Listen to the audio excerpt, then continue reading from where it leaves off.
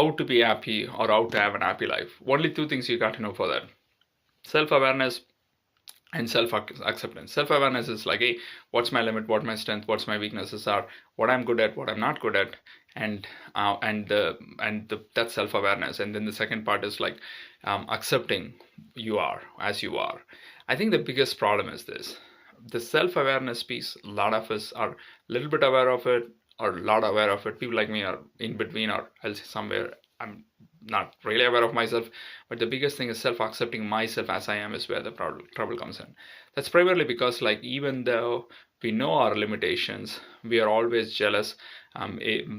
We want something else what other people have, either because we're watching too much on social media, or just generally we are jealous, like how did they get the promotion, nicer car, nicer family, we are jealous. Or we are greedy, right? Like we are trying to do something more than our own abilities. For example, I'm musically disabled. I'm not good in music at all, but I'm trying to be a Michael Jackson or Taylor Swift or something that level. I can never be that. And that's, if I try to do that, that'll create anger within myself or against myself, because I cannot even love myself or accept myself as I am. Eventually, that'll lead to the life of self-destruction and addiction and whatnot. That's why people become alcoholic and all those things to numb the pain away, that they are not able to live up to their own expectations simply because they are not self-aware that of their own limitations and willing to accept that. And this is what I want to leave you with: how to come out of this cycle. If I look at the life of Jesus, I believe Jesus is the most happiest person ever lived on the planet Earth. How did he do that? He did that because he was never alone. He was always with Father, Son, and Holy Spirit, because the Holy Spirit was inside him to empowering him to serve the Father. Because all throughout, Jesus was very clear. He is here to glorify Father. What does it even mean, glorify?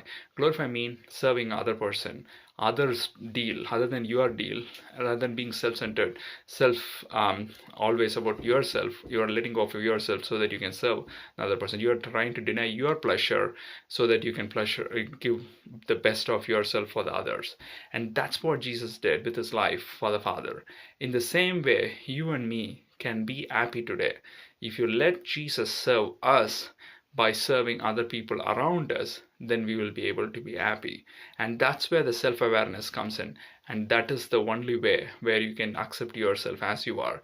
The moment you see the way God's self-worth for you in your life, you will be able to experience it by helping other people around you, by serving others without expecting anything back. And that is the only way where you can achieve the happiness, what the kind of happiness Jesus had.